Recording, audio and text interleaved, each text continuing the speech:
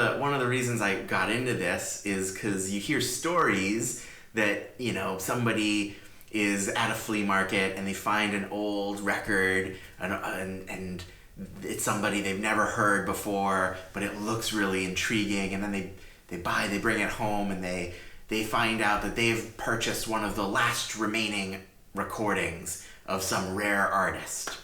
And sometimes there's a revival because they bring that recording to light, and you know, that music is preserved for many generations to hear because they found it, one of the last recordings, and they've digitized it.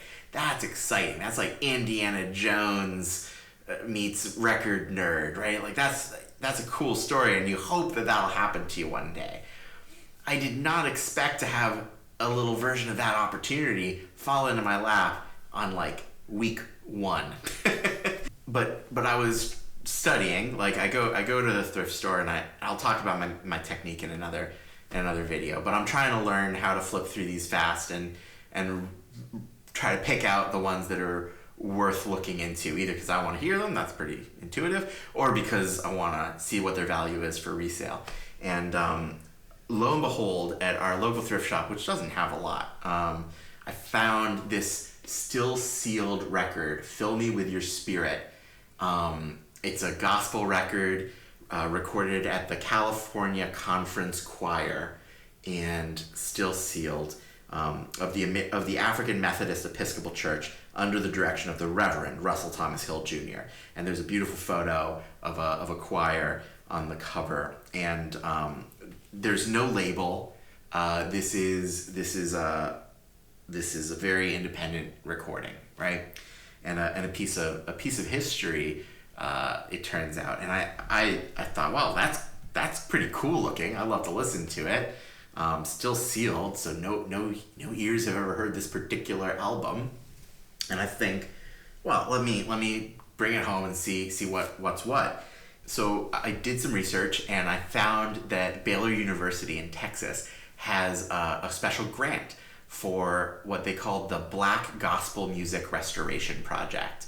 And this project tries to find and digitize and preserve recordings of Black gospel music in the United States. And they've worked with the Smithsonian. They've been featured in the permanent exhibits there in our National Museum. And I thought, well, if anybody's going to know, it'll be them. I'm kind of a nerd. I'm very likely to reach out to a university to help with my research. That's one of the ways I do things. And so I reached out, and sure enough, they're really interested in this recording. Still sealed, they're really excited.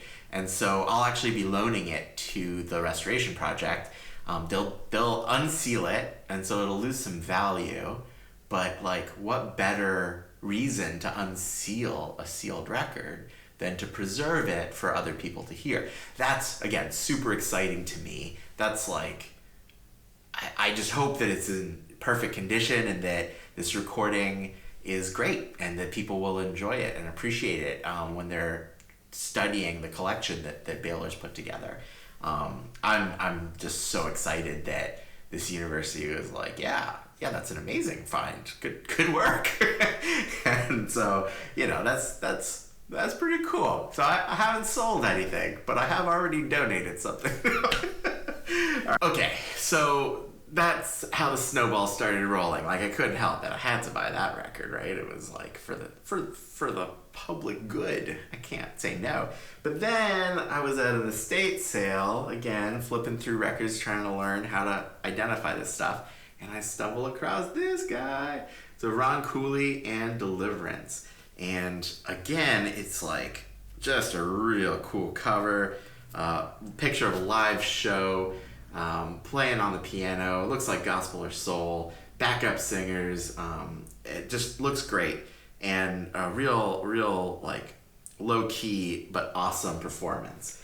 And something about the art and something about the look of the album just said, Brian, this is going to be cool.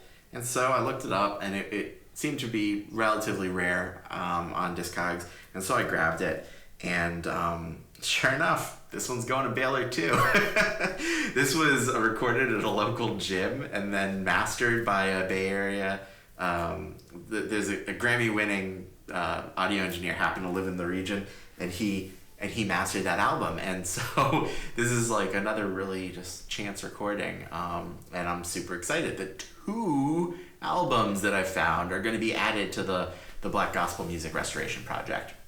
That's really exciting, right? This group that works with the Smithsonian in Washington, D.C. is going to have some records that they only have because I found them, and I love thinking that I'm contributing already to this world. And it cost me $2 and $1, and like for $3 I might be adding to a museum exhibit in the Smithsonian. That's incredible. And because Ron Cooley's Unsealed, I actually have gotten to listen to it, and it's awesome. It's just a really cool album. It is very cool, very good music. It captures the spirit of the people who are performing, and on that rich, warm vinyl tone that even my embarrassing speaker setup can make beautiful music with. And I'm just this is fun.